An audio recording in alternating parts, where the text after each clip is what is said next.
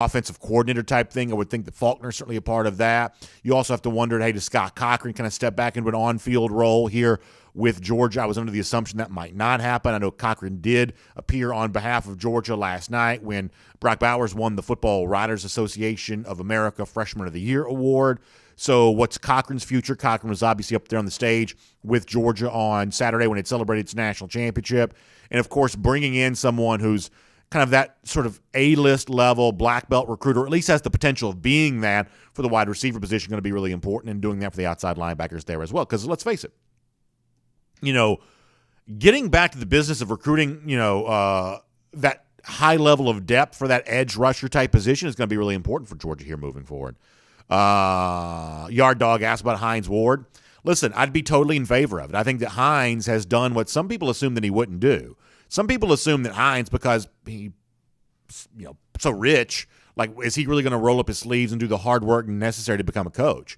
I think we have every indication to believe that's exactly what Ward has done. Low-level NFL staffer, leaving to go to the college ranks. He was on the radar enough to be interviewed for the head coaching position for the Houston Texans. That Ward seems to be really foregoing any kind of ego or any kind of, stature that he's earned to say, hey, I want to start at the bottom, work my way up in the coaching ranks. A little bit the way that Deion Sanders kind of did the same thing. Now he's a head coach, obviously, at Jackson State. Deion was probably the greatest defense back maybe of all time. And yet he kind of pushed all that to the side and just kind of worked his way up the coaching ranks. Right now, Hines Ward seems to be doing a little bit of a version of that there himself. So, if Hines is the guy for Georgia, or we've mentioned Terrence Edwards here before, we'd be in favor of one of those former players getting a long look for that. Colorado Ski Dog 83 grad says, are there any more good players from Napa Valley? Obviously referencing Brock Bowers. He says, I'll volunteer to go do some scouting for UGA, and I'm guessing enjoying some good wine in the process there a little bit too. Are we on all the other platforms now? All right, we're on Facebook, YouTube, Twitter, Twitch. All right, we're ready to get started with the regular show here in just a little bit too. Brian Whitehead said, if y'all haven't seen the Road to Glory video at GeorgiaDogs.com, it's worth the watch. There has been some great video stuff that has come out involving Georgia in this national championship here recently, and I'm glad to have the heads up on that. Appreciate that. Bubba says hiring Hines Ward seems like a no-brainer. Certainly I would be very, very open to that for sure. Very open to that. Yard Dog says, was the article a hint? Which article was that, Yard Dog? Maybe I missed that. Good comments continue to kind of roll in here. All right, so here's what we're going to do. Nolan Smith will talk about that. Quarterback situation, we'll talk about that. Connor Riley going to stop by. Connor's been doing a great job of chronicling all of the comings and goings for Georgia here over the last few days, and so we'll try to do our part to keep pace with all of that. There is some new stuff out there related to some NIL stuff, and this is, I think, actually kind of important for us because it's a little bit more specific than some of the information we've gotten as of late, so we will cover all of that. Funny golden shoes, all kinds of good stuff. So let's see if we can have a good time as we kind of roll on here. The national champions, feeling good about that. It's DawgNation Daily. It's the daily podcast for the fans of the national champion Georgia Bulldogs. It's presented by Engineered Solutions of Georgia, and it begins right now. Today's episode of DawgNation Daily is brought to you by Engineered Solutions of Georgia. Dial 678-ESOG now for a solution to your foundation and waterproofing problems. Presented by DawgNation.com, this is DawgNation Daily, the daily podcast for Georgia Bulldogs fans. Here's your host, Brandon Adams. So we have got a lot to do on today's show, almost so much to do that it's overwhelming with the players who are coming to Georgia, staying in Georgia, going away from Georgia, whatever else. We'll try to do our part to cover all of that. But before that, though, there is something I think kind of important that I feel like I need to say, and it's going to end up resulting in a little bit of a homework assignment for all of you, but I believe it's the kind of homework assignment that you're actually going to enjoy. Let me explain it this way. One of the things I've heard from a lot of you recently is that there are a lot of narratives that are just sort of put to bed forever because of the fact that Georgia won the national championship. I'll give you a couple of quick examples of this. A lot of you grew really tired over the course of the years of like the Justin Fields thing about, what happened with Justin to Georgia and Justin's departure from UGA, and how Kirby handled all that.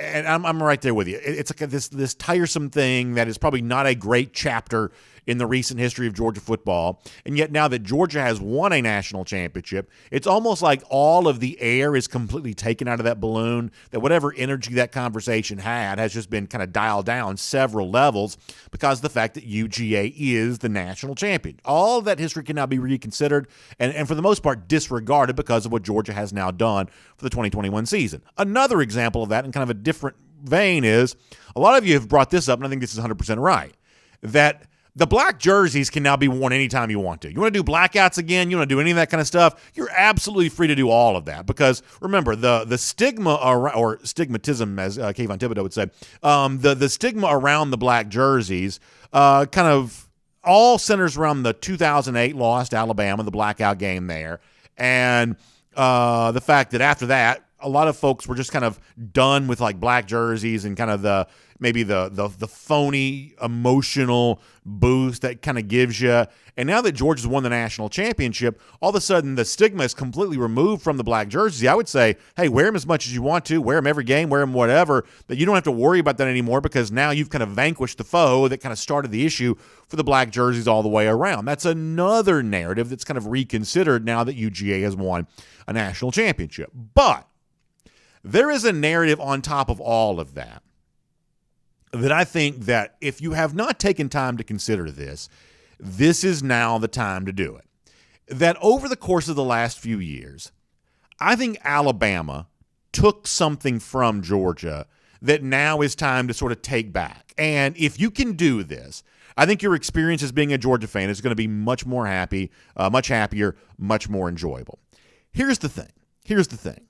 That I think for a lot of Georgia fans, along the way to finally beating Alabama and winning the national championship in the process, I think they kind of tricked themselves that as long as that end goal was still out there, as long as that was still out there and having not yet been accomplished, as long as that was kind of the thing, that nothing else mattered until you did that.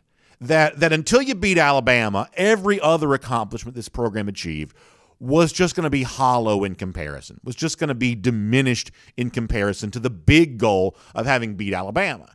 And at different times during this show, I would come on the air and I would try to push back on that a little bit. And I would talk about kind of the non-Alabama related accomplishments that this team had put together. And admittedly, I sort of felt a little bit like a loser for even saying that because it sort of felt like you were settling for second best when you was like, hey, don't forget this team won the Rose Bowl a couple of years ago. They beat Oklahoma in the college ball playoff. This team has beaten Notre Dame a couple times. This team opened up the season by beating Clemson.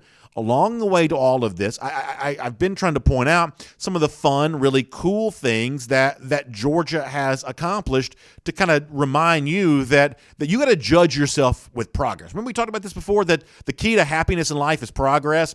And if you judge the progress that you were making, that you could feel happy about your experience as a fan and maybe a little bit more optimistic that maybe one day this team would get over that hump and beat Alabama. Do you remember when we talked about that on this show? Well, now that's come to pass. And so now I think it's time to reconsider a couple of things that have happened for Georgia. One thing in particular that I don't know got their full consideration there at the time. So here's the homework assignment that I want to give you. And a lot of this is based on actually something that Kirby Smart said way back at the time. Here's the homework assignment I want to give you. Now that Georgia's beaten Alabama and now that Georgia's won the national championship, I want you all, if you can, to go back and rewatch the Orange Bowl again. I do.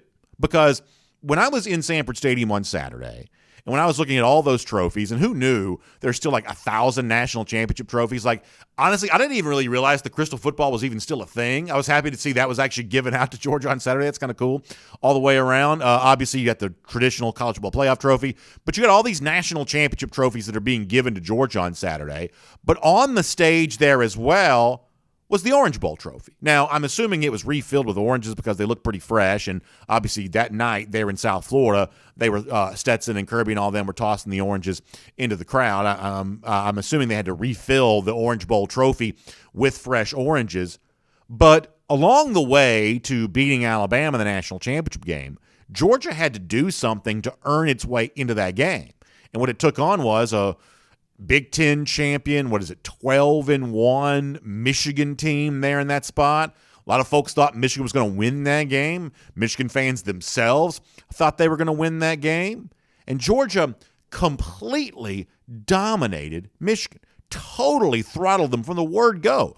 Before those Wolverines fans even had a chance to blink, they're down to 27-3, and Georgia's doing halfback option passes for touchdowns and everything else. That game was a thing of beauty for Georgia.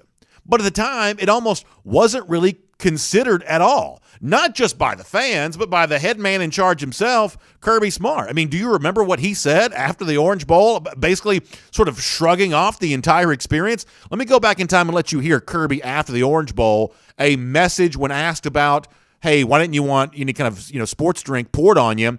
Why didn't why didn't you want that? Kirby's message and feeling at the time, I think, embodied the rest of Georgia fans actually fairly well there too. This was Kirby Smart from Miami.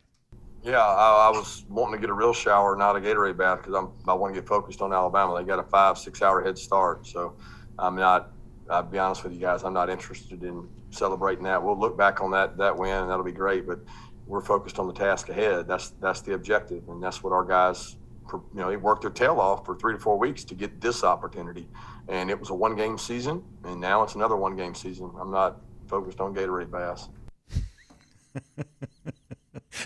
So Kirby says in the midst of that clip, hey, we'll look back on this game and that'll be great. And maybe at the time when he said that he was being kind of flippant or sarcastic or whatever else. But now that Georgia's beaten Alabama, let's do look back on it. And let's appreciate how great that was. And let's put that in the same category of a few years ago beating Auburn in the SEC title game, winning a home-and-home series against Notre Dame, beating Oklahoma in the Rose Bowl. I mean, Georgia's actually won, 4-6 of the New Year's Six Bowls in Kirby Smart's tenure as Georgia head coach.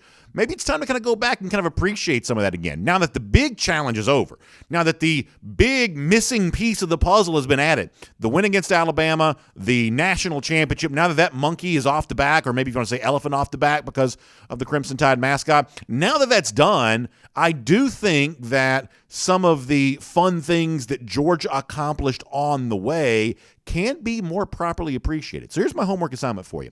Whether you go find some sort of bootleg copy on YouTube or you've got your own copy of the game still saved on your DVR, go back and rewatch the Orange Bowl. I've watched some of those highlights myself here a little bit recently. And the way in which Georgia dominated that big-time, name-brand opponent like the Michigan Wolverines, a team that was probably, I think, pretty clearly the third best team in college football all year long, and Georgia absolutely laid waste to it. I think all of that can now be appreciated in a more appropriate, positive light now that Georgia's won the game against Alabama. That beating Michigan as badly as Georgia did was a pretty phenomenal accomplishment there as well. And it goes there alongside a lot of other non-Alabama-related accomplishments this team has put together in recent seasons. And giving those events their proper appreciation sort of seems like the right thing for Dog fans to be able to do right now. So that's your homework assignment. Hopefully over the course of the next couple of days, you'll find a way to get that done. Let me also shift to this. Georgia got some very good news yesterday. It was right at the end of our time going off the air that Nolan Smith made his announcement that he's coming back to Georgia. And obviously, this is one of those things that if you're going to build on a national championship season, putting a nucleus together for the next season is clearly an important thing. And a guy like Nolan certainly has a chance to be that, because by the end of this season, think about, from about the halfway point of the Florida game all the way to the Alabama game, that final sort of second half of the year, I thought that Nolan Smith was playing at an incredibly high level. I think most of you would probably agree with that too. But it's also over the course of that time that I sort of came to fully appreciate the level of leadership that I think Nolan Smith was providing for Georgia this year and what he has a chance to provide coming back here for his final year at UGA in 2022. And I don't just mean because he's well-spoken. The fact of the matter is, Nolan was a well-spoken dude going back to his time as a recruit. Charisma is not the same thing as leadership. Just because you are, well-spoken with how you present yourself in front of the media, that should not always be confused with leadership, because that's just more kind of an innate talent. That's not necessarily the thing that you're saying. But it's actually the words that Nolan used a lot over the course of the last part of the year that I just found to be really powerful. Think about the way in which he spoke on behalf of Stetson Bennett after the Florida game, which that was a little bit of a shaky performance. We can't deny that.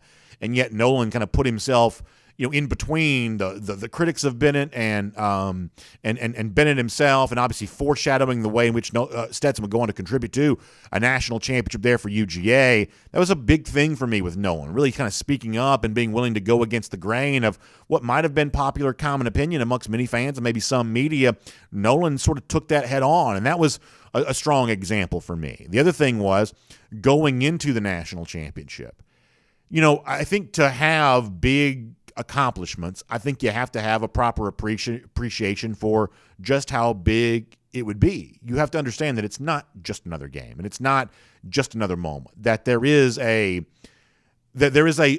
emotional connection to that kind of win that means more than almost anything else ever could. And because of where Nolan's from, and because of the way in which Nolan has bonded with the rest of his teammates, he seemed to have a great appreciation for that. So when you think about what Nolan brings back in terms of the kind of player he is on the football field, it's really good to have that kind of edge rusher coming back. You could almost see him being in a little bit of an Azeez Ojulari type role for Georgia here in the 2022 season. The kind of the way that Azeez was kind of the clearly unquestioned guy rushing the passer for the 2020 season. Maybe Nolan's that for 2022, and he gets a chance to make a name for himself in terms of his NFL draft future there as well. But it's also the leadership part of this that's going to be so important as well. And I don't think that anything embodies that better than the way in which Nolan talked about what a national championship would mean for Georgia. Let me go back in the past. Let me let you hear Nolan talking about that. And as you hear his words, think about the way in which a guy like Nolan will also be motivated to build off what Georgia just earned. This is Nolan Smith going into the game against Alabama. I think it means everything, There's a lot of kids that's born and raised in the state of Georgia, and this is one that you'll never forget. And I always talk about leaving a legacy to my kids, but this is the ultimate, kind of like, a lot of people go to the programs just because of their father and everything. I want that to be my son's choice, but ultimately this is my goal and my dream, to be able to walk back here and, point at, son, this is what I did here. And, we're born and raised here, so why wouldn't we want to do that? I think that kind of legacy-minded thought process from Nolan is just really valuable. And obviously one of the things we heard a lot coming into this past season from guys like Jordan Davis and Devontae Wyatt and others was the notion of unfinished business, that Georgia had a hole in its resume because it hadn't won a national championship. Well, now that's no longer true. That particular piece of business is done, but you have the sense there's a whole lot more that Georgia can still accomplish. It can use the national championship to put this program in a completely different level than many folks could have ever even imagined for UGA going back a few years ago. And for Nolan, who had a craving to win the national championship for all the reasons that he described there, that same insatiable hunger to keep building off that, I think that's going to be very much present for Nolan as he returns too. This was very big news. It was not necessarily unexpected. A lot of folks thought that Nolan might come back, would have a reason to do so. Well, as he comes back and tries to continue to polish his craft and make a name for himself, the Georgia program has the opportunity to benefit from that. The nucleus for the 2022 season is starting to come together. Nolan Smith, clearly a very big part of all of that.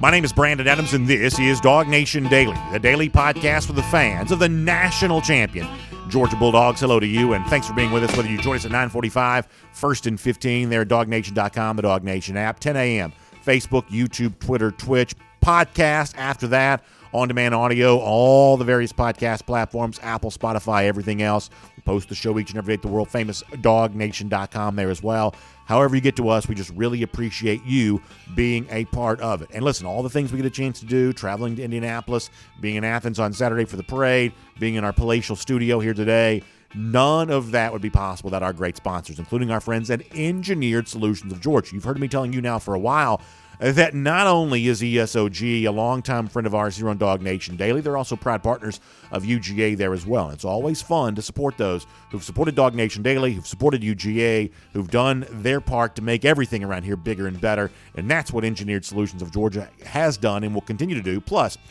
they also are the ones you want to turn to when it comes to your foundation and waterproofing issues. As a homeowner, these are scary things that you potentially have to confront. Maybe you've seen examples of this, cracks in your walls, things like that.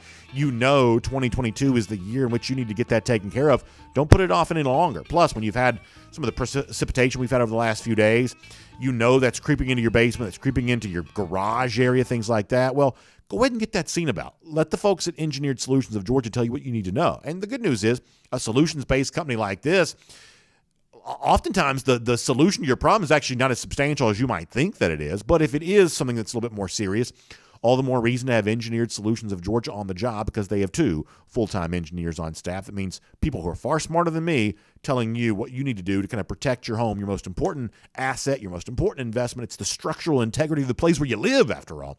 That is what Engineered Solutions of Georgia is all about. And I like simple things. Engineered Solutions of Georgia has a simple way for you to get in touch with them.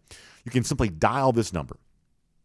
It's 678-ESOG now. That's right. Dial 678-ESOG now. That'll get you in touch with Engineered Solutions of Georgia. Speaking of getting in touch, we're going to get in touch with Connor Riley here coming up in just a moment. Before that, though, I do want to go around the doghouse here, presented today by our friends at Georgia's Own Credit Union.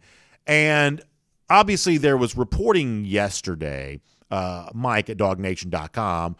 This was not, I think, a surprise to many of us, that it looks like JT Daniels is going to go into the transfer portal. That would seem to be happening sooner rather than later, even though I think it's kind of commonly assumed that Daniels will have to graduate from Georgia to be able to go play somewhere else. That doesn't preclude him from already putting his name in the transfer portal and already kind of looking for what the next best home for him is going to be while he finishes his coursework and gets ready to be a part of another program. Sounds like he might not be able to be on that team for spring practice, but could be on that team after that. And I guess putting your name officially in the portal is the next step in that process, and that could become official in the next day or two, whenever else. But it looks like that's going to happen. And I don't know. This is one of those things. We've obviously talked a lot about the Daniels situation. I feel like I've kind of got a lot to say about this. I guess let me begin with this. A lot of times I think about what does it mean to be a DGD, a damn good dog? What does that mean? And like one of the things I sometimes come back to is sometimes that's kind of earned over the course of many years, long time contribution for Georgia. And sometimes that's kind of earned in kind of the short-term sense of, do you just leave Georgia better than you found it? Do you, is Georgia better after your departure than it was before you arrived? In the case of Daniels, I think that's probably true. And a lot of that has very little to do with what he actually did on the field, because the fact of the matter is, over the course of Daniels' time being here at Georgia, he just didn't play very much. He was hurt a lot, and then Stetson Bennett kind of emerged after that. Daniels didn't play a ton here at Georgia. But the one thing that I'll always give him a ton of credit for is, down the stretch of what turned out to be a national championship season for UGA, Daniels, who had every opportunity to make himself a distraction, who had every opportunity to leak something to the media or whatever else, and there were all kinds of willing accomplices that would love nothing more than just to fan the flames of hysteria around all of this and make a big name for themselves by using Daniel's words as a way of cultivating some sort of controversy. There are plenty of people who had been a willing accomplice of Daniels had he wanted to kind of create controversy, and he just never wanted to. He just never chose to do that. So I do realize that the Daniels era at Georgia certainly doesn't end the way that he wanted it to, and certainly doesn't end the way that a lot of you probably wanted it to. But it does end with a national championship. And Daniels' role in all of that was to just kind of recede into the background a little bit, and he did that very well. And we don't have any indication that Daniels ever did anything other than work as hard as he could to be ready in the event that Georgia might have needed him. Credit to Stetson Bennett for the fact that it never really did. But we don't have any indication that Daniels was anything other than ready if called upon. In fact, Kirby Smart, going into the college football playoff and going into the championship run that Georgia went on, was always very complimentary of Daniels for doing just that. In fact, here's Kirby before the Orange Bowl back in December. Like I talk about all the time, we're going to play the guy that gives us the best chance to win. And I'm really proud of the way both those guys have practiced. We've done, 4 or 5 camp-type practices and 2 really focused on Michigan-type practices. And both guys, Stetson and JT, have been really good in terms of locked in and focused on what we need to focus on. Couldn't have been easy for Daniels to do what Smart describes there, practicing only to be the backup, practicing only to be ready if need be. That's obviously, not what Daniels thought he would be doing once he started the year as the starting quarterback and finished last season as starting quarterback. But sometimes college football is just kind of a crazy sport, and sometimes crazy things can happen. And Georgia went on one of the wild rides towards winning a national championship. And a lot of you have seen the photo. I don't have it to share for you. It's not mine to share. But a lot of you have seen the photo of Daniels hugging Stetson at the end of the game, essentially lifting him into the air to celebrate his championship. And, I'm sure that maybe one way or another, no matter what JT was feeling privately, he was willing to celebrate publicly. And I think that's kind of a cool thing. So I'll give him a ton of credit for that. One more thing I'll say about this subject as well is that even though this year ends in a national championship for UGA and Stetson Bennett will be a historic figure because of that, I do think that the future provides an opportunity for Georgia. I feel like we've been saying this now for a while. I feel like the future provides an opportunity to take some of the drama out of the quarterback situation. I mean, I think one of the most disappointing aspects of the recent chapter of Georgia football lore when it comes to quarterback spot, even though the result is a championship, you go back and think about where we were a year ago. Not only did it seem like Georgia was well set up with a starting quarterback in JT, but you looked at the guys behind that, whether it be Carson or Brock Vandegrift or whomever else, you sort of thought you saw the seeds growing of a sensible quarterback succession plan, and all of a sudden that's been totally thrown into disarray. We have very little idea of the quarterbacks that were here this past year, how many of them are actually going to be back next year. We have some suspicion on that, but there's only so much open speculating I'm going to do regarding that. But the clear plan of succession that at one point in time seemed like Georgia had doesn't really have as much going forward. Now, it didn't cost Georgia on the field. They won the national championship. But as you move into the future, whether it's an Arch Manning or whatever else, developing a quarterback plan that's just a little bit more drama-free, I do think would bode Georgia well. The fact of the matter is Georgia overcame the drama this year to win the national championship. But it would be nice in the future if there was just a little bit less drama to overcome. That's my hope anyway. That is also around the Doghouse. It's presented today by Georgia's Own Credit Union. And obviously a lot of you traveled a bunch over the course of the last few weeks following these dogs everywhere they went. I know I did there as well. And one of the things that makes that experience more enjoyable is when you plop down that Visa Signature or Platinum card from our friends at Georgia's Own Credit Union. First of all, there's all kinds of conveniences associated with that. You make contactless payments, and that's really important in this era of life that we're in right now, but also great incentives there as well. You can get all kinds of cashback bonuses, travel perks, all kinds of cool things that come your way when you use the Visa Signature and Platinum card from our friends at Georgia's Own. You also get $150 just for signing up. So you can find out more about this. It's georgiasown.org. That's the website, georgiasown.org. Find out about all the facets and the information related to the Visa Signature and Platinum cards from our friends at Georgia's Own Credit Union. Happy to have Georgia's Own delivering around the Doghouse to us here today. All right, before we're done on today's program, there is some, I think, factual stuff that's out there related to name, image, likeness revenue that some players are going to have a chance to earn that I do think is worth our attention, because one of the things you've heard me kind of complain about is the lack of fact-based stuff out there related to some of the NIL stuff. Well, this is, I think, pretty fact-based. So we'll get into that here coming up in a little bit. I think it does have some relevance for Georgia, which we will talk about here before we are done. But for now, on the future quarterback, on the aftermath of a national championship, who's coming, who's going, it's almost more news than I can process at one time. Luckily, I'm happy to have Connor Riley kind of keep up with all of that for us, so we'll talk about that with him. It's a Kroger Fresh Take with Connor Riley here right now on DawgNation Daily. Glad to have all of you with us, too.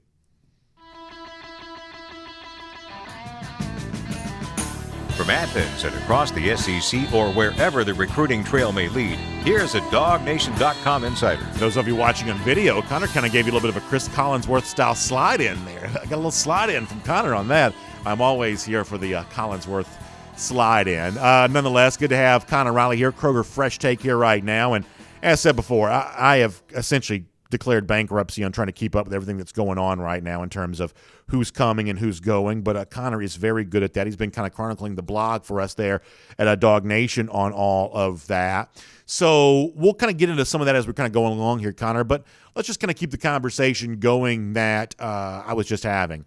I celebrate JT Daniels for being happy to kind of go with the flow towards the end of the season. I think he earns a lot of status in the mind, certainly of myself and hopefully a lot of Georgia fans, for the fact that he was a true team player down the stretch. I think that contributed to Georgia's national championship. I wish him well wherever he goes.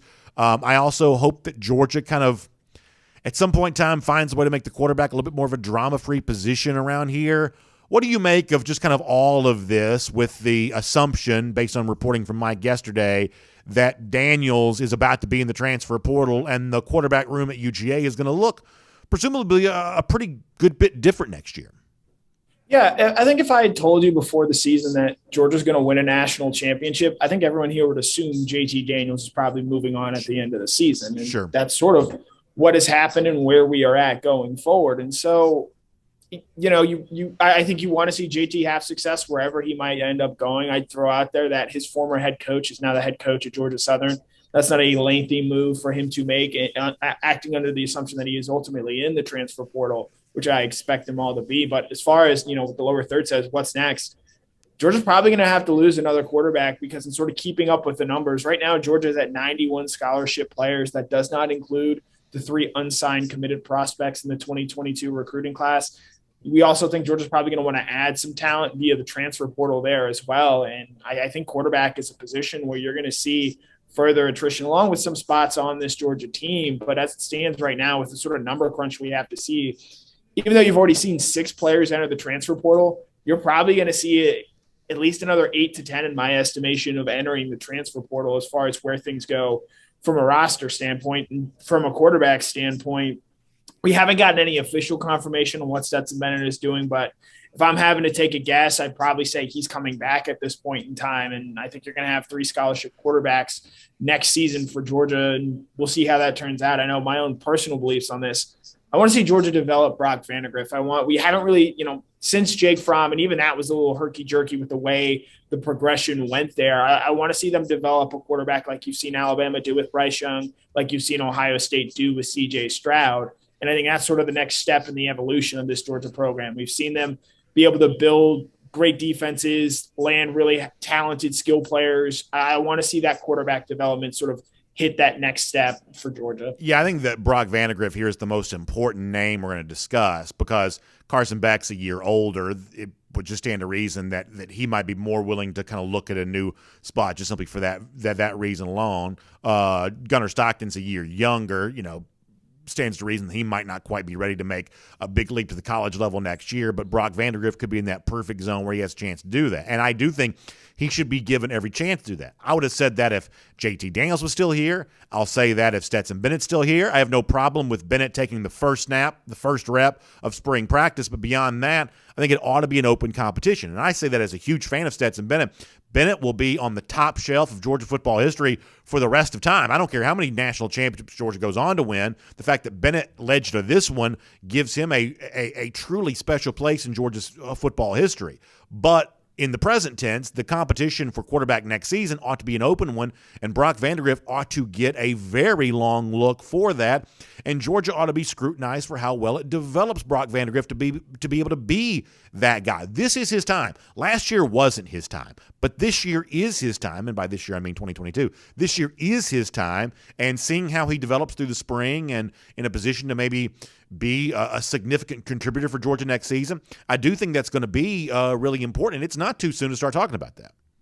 Yeah, and I like you said, Stetson deserves, assuming he comes back, Stetson deserves to be the first guy under center. He's earned that. And if he continues to play well, he's going to continue to be the guy under center. But with the way this team is going to look this year, Georgia's going to need more from its offense and from its quarterback position. Stetson was good last season, but Georgia wants to win a national championship again. I think it's going to need great quarterback play. And, Brock Vandagriff's probably not going to give that to you in the first start of the season. Could he get there with it, with the snaps and the reps by the end of the season?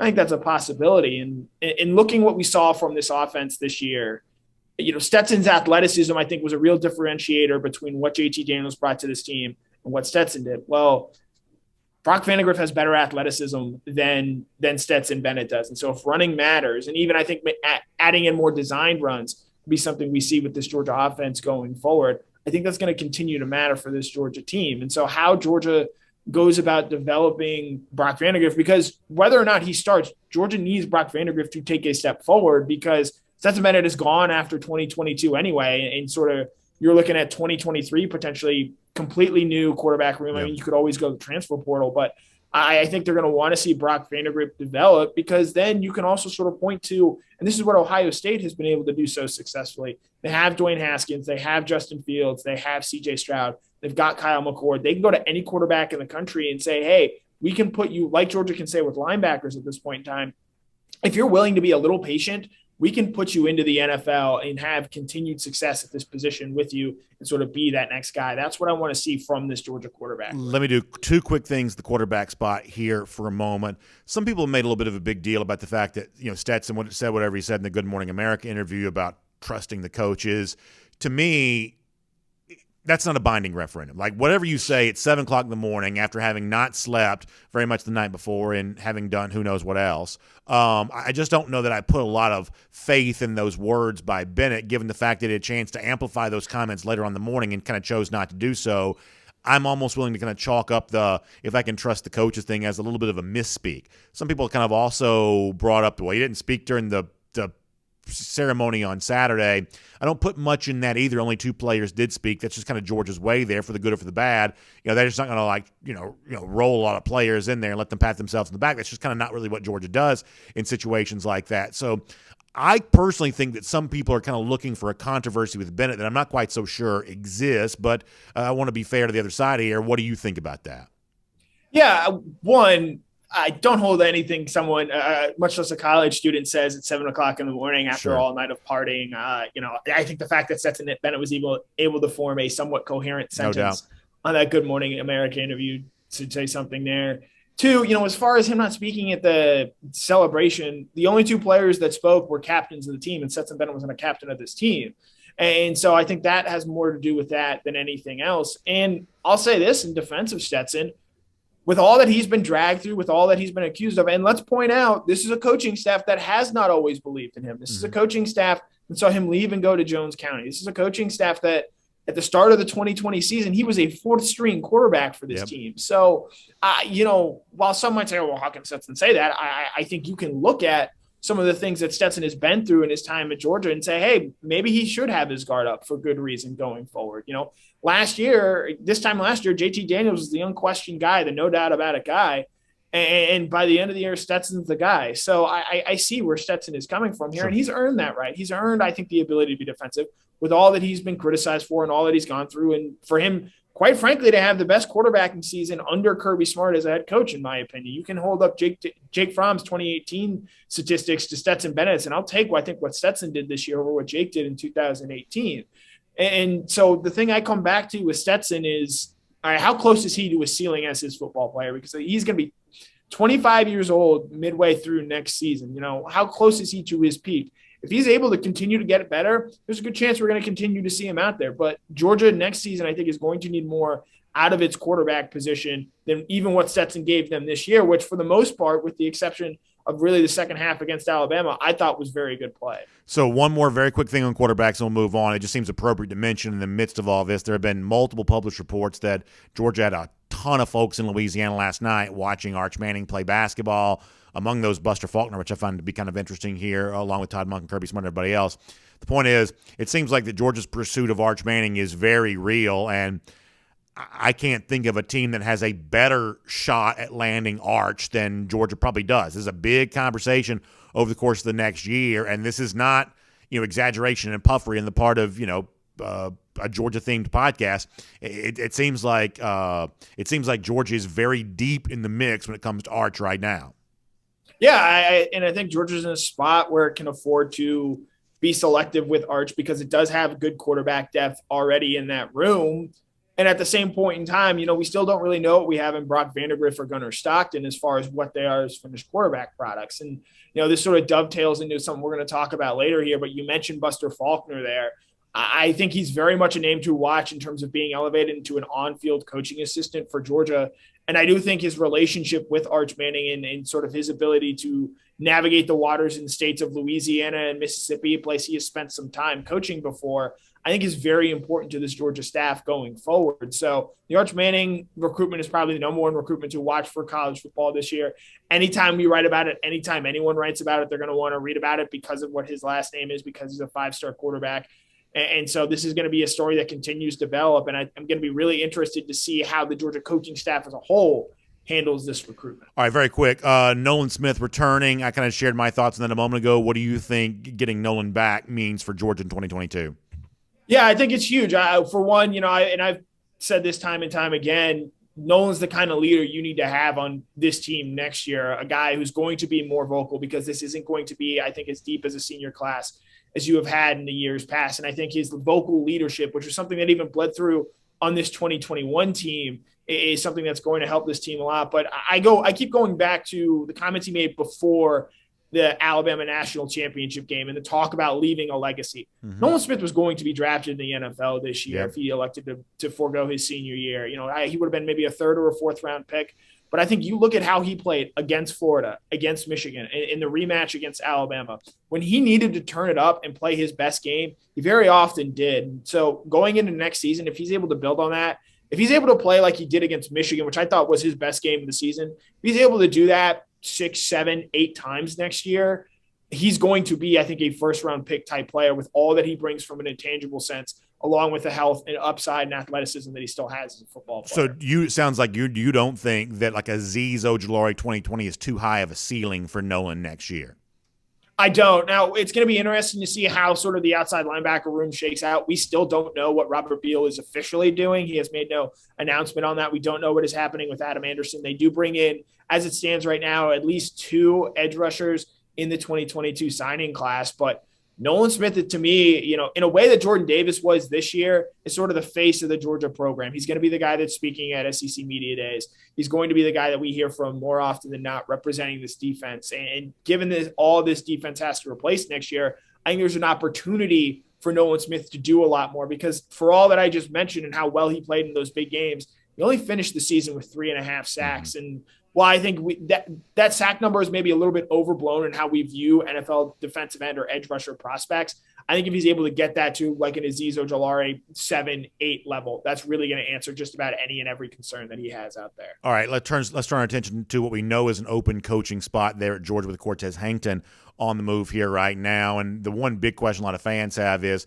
our guy Terrence Edwards gets a little bit of mention for this, and a guy like Hines Ward may even get more mention for this because years ago Hines openly campaigned to get the job, and he's also currently a college wide receivers coach there as well. How real do you take it that one of these former players, maybe Ward in particular here, how real do you take it that a guy like that could be a candidate for this job? Or does Georgia kind of look for the Trey Scott, Dan Lanning of wide receivers coaches, one of those young up-and-coming names that is ready to make a big name for himself in a role that's bigger than the one they've been in the past? Yeah, I'd probably lean to the latter scenario there. As far as Hines Ward, I think 1 year at Florida Atlantic doesn't necessarily still pass the smell test of what he needs to become, I think, a wide receivers coach at the University of Georgia. And, the name I come back to is Buster Faulkner, and assuming, and maybe this assumes not the right word there, because there's a very real scenario in which Todd Monken, I think, does go to the NFL if the right opportunity presents itself.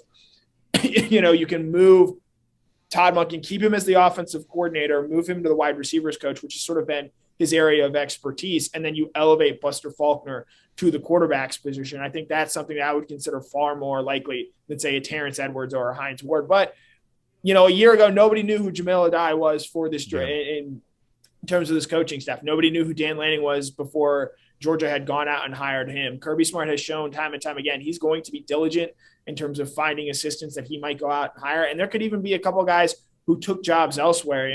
I don't know how real this name is, but say like a Mickey Joseph, the former LSU wide receivers coach, took a job at Nebraska this year. You wonder, Georgia wants to get back into that Louisiana ties, with Cortez Hankton leaving. That's an important part of the area and the country that they recruit. Could that be a potential name to watch there as well? Going back to Hines Ward and Terrence Edwards, maybe maybe they continue to position themselves and do the things that they need to do to where the next time Georgia has a wide receivers coach opening, they're much more realistic candidates than I think they are right now. Yeah, I think that's probably well said. That I think in their own way, both those guys are making a huge contribution to football. And in Terrence's case, I mean, think about how many individual players he's developed to kind of get ready to play at the college level. And also he does great work for a Pace Academy program that's, I mean, as well built out from a coaching staff standpoint as you can imagine. In the case of Hines Ward, I'll give him a ton of credit. A lot of folks, when he was talking way back in like early 2016 about wanting to be on Kirby Smart's staff or whenever that was, those things were first coming out, a lot of folks kind of rolled their eyes and assumed that this was just a rich guy who was thinking he was going to buy his way into a job like that. And the truth is that Ward has kind of humbled himself, a low level of NFL, ranks when he, I think, worked for the Jets and, kind of low level of the college ranks here, there as well. He's traveling a path that other players have done, as well, where it's like, hey, I've got all the money in the world, at least you presume that he does. I've got all the money in the world, and yet I'm still going to kind of start at the bottom and kind of work my way up in the coaching ranks. So, this may be one of those things where this may not be the last time a guy like a Hines Ward gets consideration for a place like Georgia or a guy like Terrence Edwards either. Right. And, again, the thing I go back to is if you remove Hines Ward's name from this and you look just his resume right now, 2 years as an assistant coach with the Jets, 1 year as the wide receivers coach at Florida Atlantic. I'm not sure that necessarily passes the smell test of what you would want your wide receivers coach. Now, not unfortunately, but you do attach his name to it. That's probably part of the reason why he got an interview with the Houston Texans this past weekend for their head coaching opening. So, there are still a lot of questions about what I think both Hines and Terrence Edwards would be as recruiters and the time commitment I think that comes with being a college head football coach. And to be honest, you'll talk to Terrence on Thursday, and I'm sure you'll do the journalistic job of asking him the hard questions about this. Is that something he really wants to commit his time to and his life to, and uprooting from Atlanta and moving to Athens, and the time commitment that comes with that? That's certainly a question I think it's fair to ask, especially when you have young kids and things like that. Because we've heard Kirby Smart talk about that. Of hey, you got to. Everything in life is connected, that when you make the decision to get deep into something like that, there is a trade-off on the other side. And Kirby has certainly been very open about the price that gets paid for getting as deeply involved in the world of coaching as these guys at the Georgia level have gotten involved. One final thing on this, because I want to deal with another subject before we let you go here, is that one way or another, whoever Georgia hires as its wide receiver coach is very, very important because, let's face it, this is the national champion. But the wide receiver position is not quite that national championship level, I would say, for UGA as of yet. I think Cortez Hankton actually did some good things for Georgia, probably raised the overall level of recruiting for Georgia to this position. But there is still plenty more work that needs to be done. So this is a very important hire. In fact, I'd say, just given the relative success of the program, the wide receiver coaching hire is far more important than what you presume is also an outside linebacker coach eventually getting hired. The wide receiver coaching hire is the most important hire that I believe that Georgia is certainly known to need to make this offseason. Right. I think you look at this team and going forward, the area of concern that sort of still exists, it is this wide receiver position. Yes, they signed, 5 top 100 players in the 2019 and 2020 classes, but George Pickens is already gone, and we're maybe a year away from some of those other big names in those 2 classes going away in terms of moving on to the NFL level. And you love what you saw out of Adonai Mitchell and Ladd McConkey this year, but how often can you find those gems in the rough? Is that just something Georgia does incredibly well with Todd Monken? They have a great ability to identify under-recruited wide receivers for one reason or another, or is it something where you get to a point where you're landing top 100 players from the wide receiver room consistently? That's what Ohio State is doing right now. That's what Alabama is doing. Even LSU, to an extent, has found success there in that wide receiver room as far as getting a consistent pipeline with top 100 talents. I'm not saying you need to sign 3 or 4 in every class, but I think it would help this Georgia room out a lot if they're consistently at least getting 1 in every single cycle, and that's what you want to see going forward from this wide receiver room. I want to ask you about George Pickens before we sign off here on this interview, but first let me remind folks this is our Kroger Fresh Take with Connor Riley, and of course Kroger's got a great new membership opportunity available for you. It's called Kroger Boost. When you sign up for Kroger Boost, not only do you get free grocery delivery, you get all kinds of great incentives and perks, and twice the fuel points there as well when you're getting involved there with Kroger. And the great news is membership can be as low as $59 a year. So Kroger.com/boost for a lot more on that. That's Kroger.com/boost for a lot more on that. Some really, really good stuff. Also, you want 2 times the fuel points there as well. How about this weekend when you shop Friday, Saturday, and Sunday, starting January 21st within the month? You can get those big fuel savings as well. You don't even have to be a Kroger Boost member to be able to do that. So download the digital coupon, and you can get that in your Kroger app there as well, and you can start earning some big-time fuel points here as we head towards the weekend. Really good stuff. So upon the announcement that George Pickens was going on to the NFL draft, I said on Twitter this week that I think that George Pickens is the most exciting UGA player of my lifetime. And I think what I kind of mean by that is sort of on a pound-for-pound basis, if you get my drift, because a couple people were like, well, what about A.J. Green? I think A.J. Green's clearly the better player, but I honestly have to say that I think on a per-play basis, oh my gosh, there's George Pickens, what's he about to do? I think Pickens actually, for me, was a more exciting player than A.J. Green, even though A.J. was clearly the better player, one of the great players in this program's history. Some people mentioned Todd Gurley there in a conversation like that too, and Gurley comes close to matching the excitement level of Pickens for me. Think about the way in which he took the kick return back for a touchdown when he came back from injury in 2014 against Auburn, or I should say came back from suspension in that game against Auburn. The play got called back due to a penalty, but it clearly kind of speaks to the exciting level that what Gurley brought to UGA. But for me, I believe that Pickens is still my answer. What do you make of the thought in my mind that George Pickens is the most exciting Georgia player of the last 35-plus years? George Pickens isn't even the most exciting player in his own signing class. No. Don't. I'm giving this to Nakobe Dean, and just watching him play, watching some of the highlights, the hits that he has made, the plays that he has made.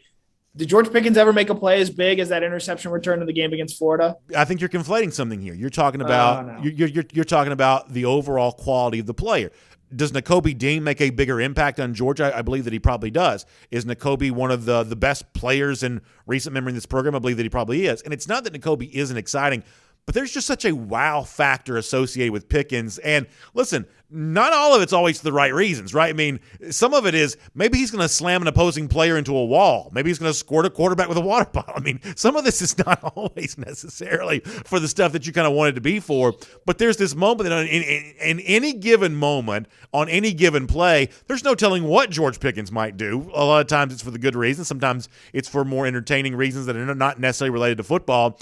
But there is an excitement factor for Pickens that when I remember his very brief career at Georgia, I think that's the thing I'm going to remember it for is there was just such a can't take your eyes off this guy type quality that probably over-indexes his overall contribution to the program.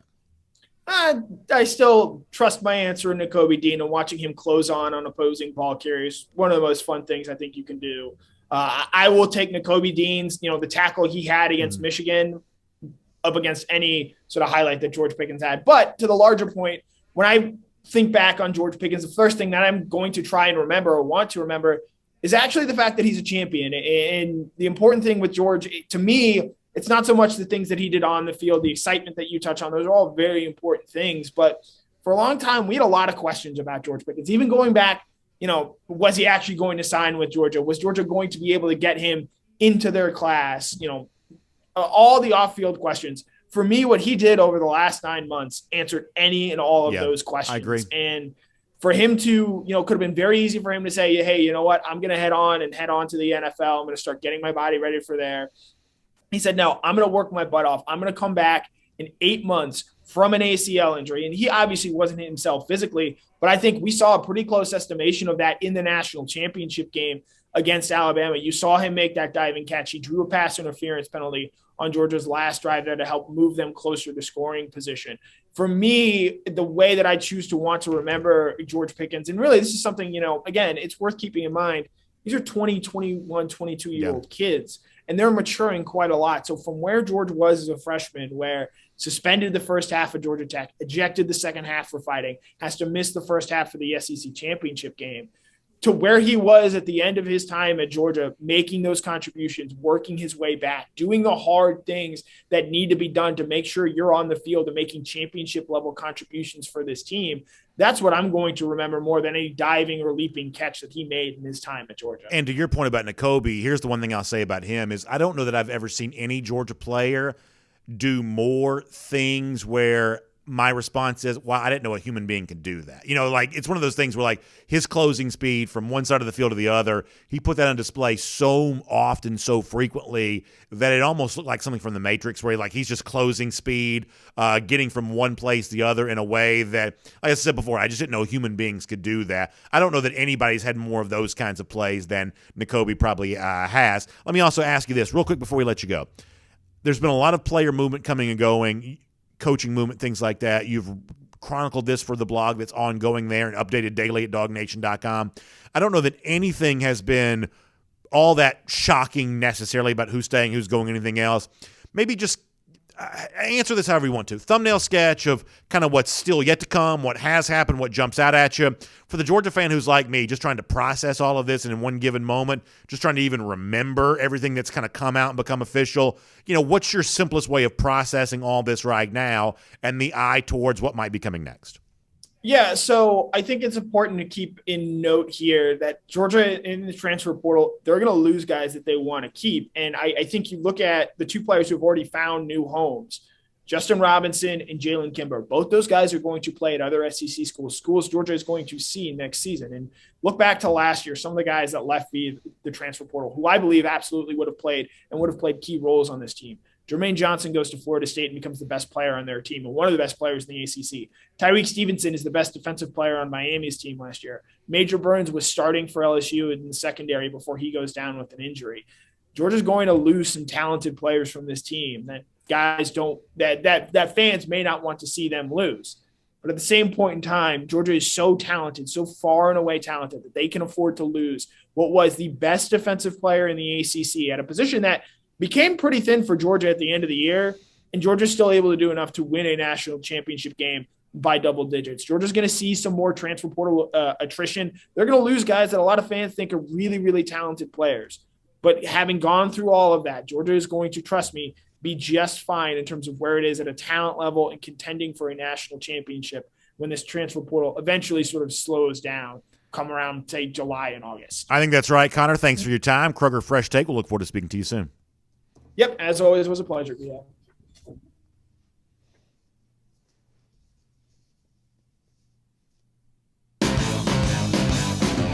Let's take a look around the rest of the league. This is SEC Through. All right, great stuff from Connor Riley. And as I said before, kind of keep that idea going. We can bring that music down just a little bit if you want to.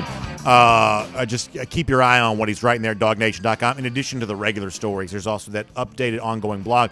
I find myself kind of checking that kind of stuff a lot right now because it's just a lot to process. None of it's been all that surprising necessarily, but it's still just a lot. There is, by the time we get to spring practice, there's just going to be a lot of movement back and forth and in and around, and obviously guys like that doing a really good job of helping us keep up with all of that. Let's also get ready to go cruise around the SEC, courtesy of our friends at Royal Caribbean. Obviously, when it's time to think about a Royal Caribbean cruise vacation, and believe me, when I tell you that 2022 is that time, think about our friends at the Cruise and Vacation Authority who help you do all of that.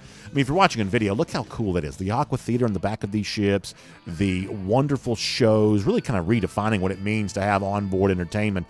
That's what Royal Caribbean's all about there. The bars and the shows, Broadway productions like Grease, just amazing what you get on board one of these Royal Caribbean cruise ships right now. And if you want to have the best experience possible, booking your vacation with somebody who really understands all the ins and outs and the secrets and the special tips associated with the Royal Caribbean cruise ship, that's really important there. That's where our friends at the Cruise and Vacation Authority come in here. So you can check them out online, tcava.com. That's tcava.com. Or you can also give them a call, 770-952-8300. That's 770-952-8300. The Cruise and Vacation Authority, a couple of UGA grads. They will help you out. They know Royal Caribbean like the back of their hand, and they want to get you going on a cruise ship here in 2022. I can't wait to be on one myself, you better believe. We're going to be celebrating in style in the fun, the sun on the Royal Caribbean cruise ship here coming up there in 2022. All right, so one of the things you've heard me say before, I get a little bit frustrated because I feel like that the name, image, likeness stuff that's upon us here in college football is so non-specific. There's all these rumors out there of what you hear, so-and-so school is doing this and blah, blah, blah is doing that. And yet nobody ever really actually reports anything with any kind of specificity about what supposedly is being done. In fact, when you corner certain people on certain things, they actually deny kind of the whole thing, at least sometimes. It's one of those things where it's pretty clear that the name, image, likeness revenue opportunities that are available to college football players is changing the landscape of the sport. It's certainly changing the way the sport is talked about. But how real is some of this? And one of the things we're going to try to do in the upcoming year is when somebody does something specific and factual related to name, image, and likeness, we're going to talk about that. Not the kind of exaggerated claim that nobody ever goes back to verify, but the stuff that sort of seems real and accurate to try to paint an accurate picture of what's actually going on here. And so with that in mind, there's this Miami booster guy that, he's very rich. He started a new company, and I guess he's going to use that new company as a way of providing some endorsement money to some Miami players. Darren Rovell, the, sports business gadfly, was talking about this a little bit yesterday in the midst of also talking about his MLK collection, which is a different thing for a different day. But the point is, Rovell kind of shared this tweet from this Miami booster type. Let me show this on the screen for a moment. So the guy's name is John H. Ruiz. He's a rich dude, got a new company, and he's going to use that new company to pay these Miami players the following amount of money. I'm going to read this very quickly. Tyler Van Dyke, the quarterback, gets $50,000. Cameron Kitchens gets $42,000. James Williams, you'll remember him as the very impressive safety prospect from a couple years ago. He gets $42,000. Will Mallory, tight end, $42,000. Zion Nelson, $42,000. Jafari Harvey, $36,000. Jacoby George, $36,000. Elijah Arroyo, $36,000. Romello Brinson, $36,000. Now, first of all, if you're Romello Brinson, you're gonna be like, how come I'm getting $36,000? Somebody else is getting $6,000 more than me. How do we decide that? But here's the point I want to get to on this: is that this is as real and specific as anything related to name, image, likeness has been so far that I'm aware of.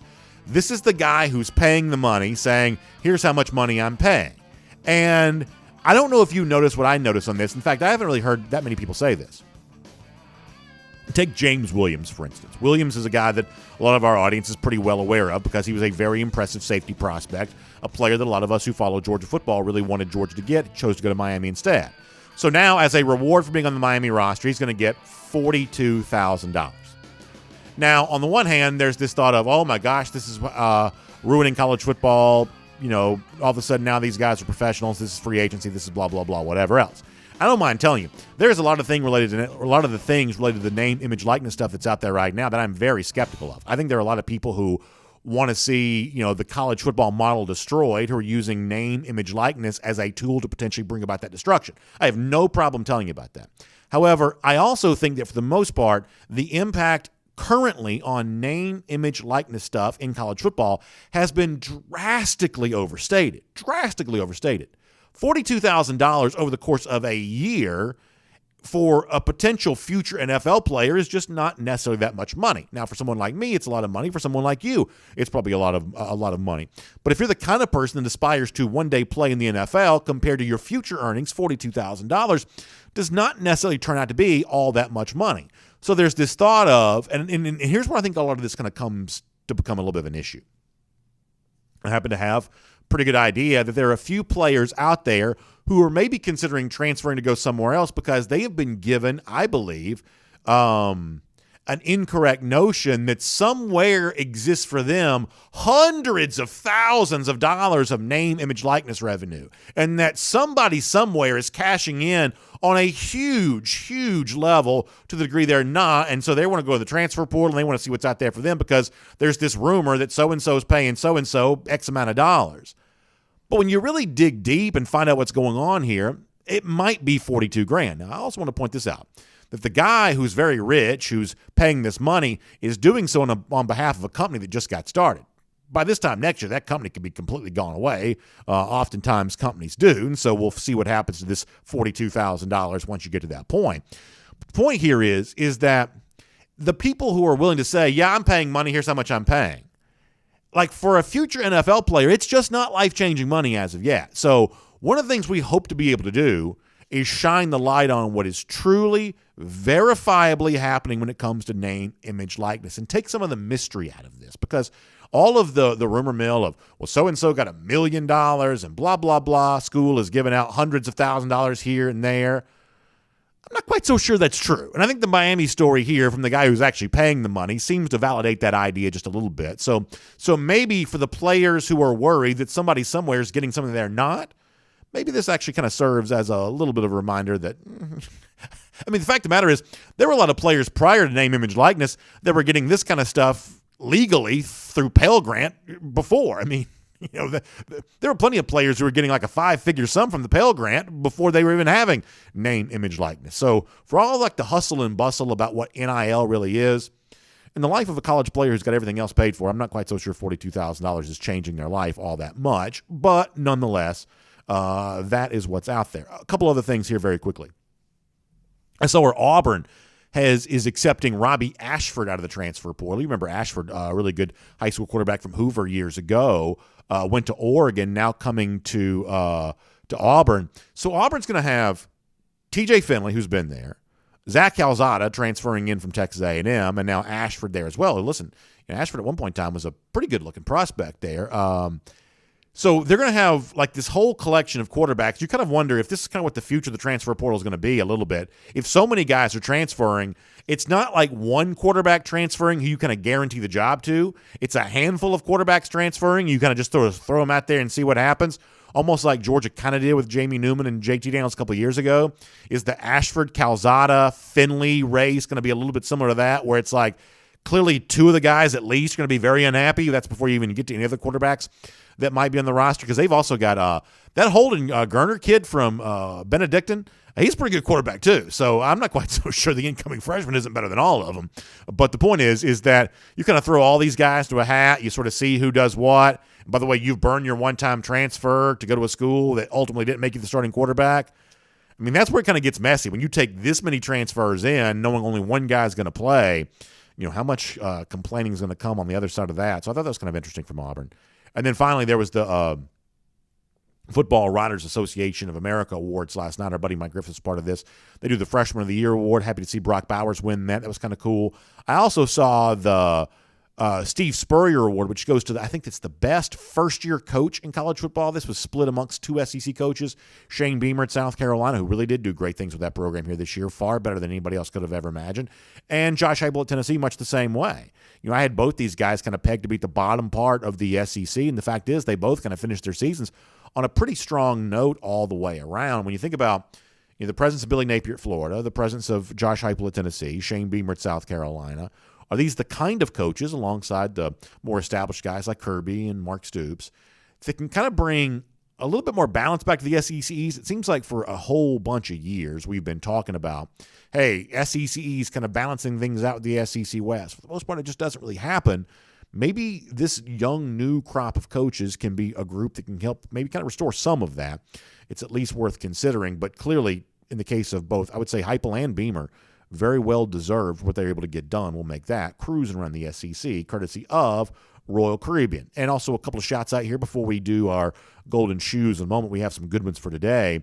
First of all, our friends at the Finnish Long Drink. Obviously, a lot of you have been toasting national championships now over the course of the last few days. And as you do that, the Finnish Long Drink remains a great choice for you because, let's face it, it tastes great. It comes from Finland, which is kind of cool. 4 different varieties. It's a ready-to-drink cocktail right out of the can. It looks like a beer, but it's not. It's a ready-to-drink cocktail. That means you get the gin kick to go along with kind of like if you get the traditional in the blue can, it's a grapefruit flavor. There's the long drink cranberry. There's the long drink strong, 8.5% alcohol by volume. I know some of y'all like that. Of course, the long drink zero carbs, zero sugar. If you go to longdrink.com, you can find out where you can get some today. Just put in your zip code. It'll tell you where it is near you. Golf courses, I've seen it there a bunch. Beverage stores, bars, all kinds of places. Really popular in Athens and just kind of everywhere. The Long Drink, Finnish Long Drink. Find it online, thelongdrink.com. Also, did you make some money this weekend on those blowouts in the pro football playoffs? What an awful wild card weekend it was, but not so bad for you if you had action down on the games. That's where our friends at BetUS come in mind, because the promo code that you've been using all year long to open up and start your account there still works, even though the college football season is done. Plenty of action to be had during the week during college basketball. Obviously, as I said before, NFL stuff heading towards those weekends there as well. Divisional round coming up. Always I would say probably the best weekend of the year, maybe divisional round. Certainly better, hopefully, than what the wild card weekend was this past weekend. But more fun to watch the games when you have action on the games. That's where BetUS kind of joins in on this. Check them out online, betus.com. Enter the promo code DN125. And when you use DN125, the DN, of course, stands for DawgNation, you're going to get a 125% sign-up bonus. That means BetUS will put more money in your account to start with than you do. So you can use the promo code DN125 there for that, betus.com. That is the website. All right, let's do a couple of golden shoes here before we crank up the fight song to close things out. A lot of folks having some fun at the expense of those lousy, stinking Gators now that Georgia is on top of the college football world, and the Florida Gators have to kind of look up at all of that. So let's give out our first golden shoe related to that. Kay Hartley gives us this on Twitter. He says, I made this for those lousy, stinking Gators. Very cool graphic. It says, but when's the last time y'all won a national championship? That's the kind of thing that Florida fans have been asking for a long time. And Kirby Smart in the photo here says, last week, baby. That's exactly right. Just 7 days ago. I guess now 8 days ago. But just a week ago, the Dogs claimed that national championship, and they are on top. Good stuff there. Next golden shoe goes out to our buddy Mad Dog, who says the 2008 jokes are just beginning.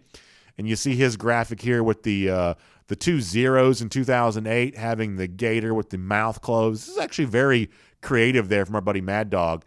Truly golden shoe worthy there, because we love the idea of shutting up those lousy, stinking Gators. Gator hater indeed on that. And on a more serious note, one of our great listeners and commenters, Philip Thomas, he says in the San Francisco Bay Area, celebrating my new granddaughter and the Dogs winning the college football playoff national championship a week later. He says, great times all the way around. Hashtag go Dogs. Hashtag golden shoe. Philip, congratulations on the new addition to your family. Beautiful, beautiful there. So happy that you shared that with us, and certainly know that she is welcomed into a great new world that includes the Georgia Bulldogs on top as the college football playoff national champions. That's really fun stuff. And with that, we'll sign off and wrap up today's show. And as we do so, speaking of 2008 and mocking Florida, something that never really goes out of style around here, you know our buddy Eddie always loves being able to do that. Let's remind you, Gator Hater Updater, first and foremost here. How many days has it been since Florida has won a national championship? How about 4,758 days? Love the thought of that. These Florida fans, George W. Bush was president. A lot of things were different in the world back when Florida won its last national championship. And you better believe those Florida fans are going to have to hear that from us for a long time after what they put Georgia fans through. And by the way, speaking of more misery for Florida fans, how about going back down to Jacksonville as the reigning national champions 284 days from right now? You love the thought of that. Dogs on top in the college football world and in that rivalry in particular. That is a great thing there as well. Fun to think about all of that. Y'all, thanks for being with us here today. DawgNation Daily, presented by Engineered Solutions of Georgia. Hope all of you have a great day, and we'll see you back here again tomorrow. And on video. Time now for our R.S. Andrews Cool Down. R.S. Andrews, the one you turn to for your air conditioning, heating, plumbing, and electric needs. They show up on time. They do the work that's promised for the price that's promised. Today, y'all, I have to be quick on comments because I have a little thing I have to do here in a little bit. Plus, we went very long on comments yesterday. So, with that said, we'll be kind of quick today, and we will just have a great time. I'll do a few DawgNation.coms, then I'll do Facebook, then I'll do YouTube.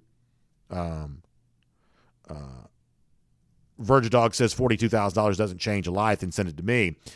I'm talking about for a future NFL player. Obviously, $42,000 would change my life, but for a future NFL player, that is kind of what it is. Randy Hall, in other words, would you be willing to risk being in a program that sets you up for NFL success, whether at a place like Georgia does, for the chance of the short-term benefit of $42,000 right now? My suggestion is that would be a bad bet if you did do that. Yard Dog says that Monken would be the guy that would hurt him the most to lose. I'd pay him whatever it takes to keep him. And from the standpoint that money would be the option there, I would totally agree with you on that there as well. That clearly, there's no amount of money that Georgia wouldn't spend to keep Todd Monken. But if you think about your future professional ambitions, obviously being a play caller in the NFL, which is what we're led to believe that Monken might want to be again, is one of those things that whatever job you want, NFL head coach, college head coach, whatever else, that being the play caller at the NFL level is just the easiest springboard to get that done. So it could be that money does not really provide Georgia the opportunity there, but I agree with you. There's virtually no amount of money that Georgia would be unwilling to spend to bring back to bring back Todd Monken. Dogs on top. Very funny. Very, very funny poem there in our Dog Nation comment section there as well. Connor Raleigh joins us. I think your mic's actually off. Breaking news, going to try and get this quick. Robert Beal has just announced that he is returning for another year. Well, there you go. Great job for Robert Beal. Glad to have him back. Thank you, Connor, for that. That's exciting news. Beal, a big part of that 2017 signing class, coming back for a little bit more there at UGA. Very happy to have that be official. It had been suspected that was the case. Now it's official, and that is very good news all the way around. Thank you, Connor, for dropping that in. So let's go to DawgNation.com. I should say the Dog Nation Facebook page here just for a moment. Matt Rukavina, Roxanne Moody, they're enjoying the news on Beal. Philip Jordan Wells there as well. Yeah, love that. Love that. Great news. Great news. Steve Banks says, how long before one of these guys gets screwed up by some sketchy contract language? It's absolutely going to happen. Absolutely going to happen. And I think, more prominently is just the notion of what is actual guaranteed cash and what is some sort of promise of sort of future earnings type of thing. That's the issue here, is that as of yet, only a small number of players are truly cashing in a very big way. But the rumor mill of who might be doing what is so profound that I think it makes a lot of players restless and needlessly unhappy because they're worried FOMO, right? Fear of missing out, that somebody somewhere is getting something they're not. But the honest truth is it's just not happening to a large degree. If one of the guys who's the most aggressive of all, Miami booster here, billionaire type dude, if he's giving you kind of a low 5-figure sum on this for what he's giving out here for the most prominent players Miami has, I think it gives you an idea that a lot of what we've heard on the NIL front is exaggerated. And some people say, well, what about so-and-so Kentucky basketball player driving a Porsche, whatever else? They didn't give him a Porsche. They leased him one so we could drive it for right now. I mean, that's still, some of this is just not what it's quite made out to be. But it doesn't mean it doesn't have the potential to change the landscape of the sport, but most of what's impacting the sport right now are the rumors related to it more so than the actual substance of it. A couple of more here. What else on Facebook? Tim Tatum says 46 degrees in sunny Central Florida today. Hate to hear that, Tim. Joel Moody says, how much is Stetson Bennett making slinging chicken at the drive-through window? Yeah, we saw him doing that for Raising Cane's. Some of the funny stuff related to the score and his there's been some clever social media stuff that came out of that. And so, yeah, Stetson's getting a chance to kind of cash in here a little bit. Let's see what else. Brian Williamson asking about Eric Gilbert. Yeah, we talked about this a little bit. At least I did on social media over the weekend. Yeah, he was definitely seen in Athens for the celebration on Saturday. Has been reported to be taking classes in Athens. It was never one of those things that he was, completely away from the team and unable to return. He was always just kind of trying to work his way back towards that. I'm guessing he probably still has work to do to still be ready to go for the upcoming season, but it still remains a strong possibility that Gilbert could be back. And certainly that's the hope. That's what you hope for there. Let's see what else.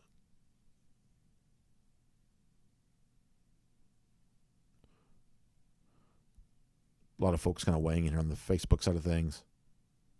Adam Mathis says he thinks that Brock Vandagriff is being slept on. I think, generally speaking, Vandagriff remains a very big-time prospect. I do. I mean, I think, given the size that Vandagriff has and given his level of mobility, I mean, there's a chance that he's a very special player. Now, obviously, there's some work to be done to become that guy. But, I mean, this could be a very big next few months for Brock, really potentially emerging as that starting quarterback type figure. And I'm not quite so sure that on the horizon, we all have opinions, right? And this is my opinion, that between Brock and Carson, Gunner, maybe even Arch Manning, I believe of all those prospects, I believe that my personal opinion is that Brock may be the most intriguing to me. Different people may feel differently, but of all those quarterbacks I just mentioned, Brock may be the most intriguing for me. Jacob Phillips says, why are multiple defensive backs entering the transfer portal when we have a critical need for depth? I think because players and fans view the idea of depth differently. I I think we look at an open spot and say, oh, that ought to be attractive. But I think the player looks at the total number of players competing for that spot, and that becomes unattractive to them. We see this play out all the time where we see an open starting position, Darian Kendrick now gone, that's an open position, and therefore we think, the depth is actually thin because you have an open spot at starter. But the players themselves see total numbers of players, including guys coming in a year behind them who may have been rated as a recruit higher than them. All of a sudden, it just feels like too many bodies competing for that playing time. That's the big difference there. Country Swag says, what are our biggest holes on the roster? Finding a capable starting cornerback opposite Keely Ringo for next season would seem to be a pretty big issue here.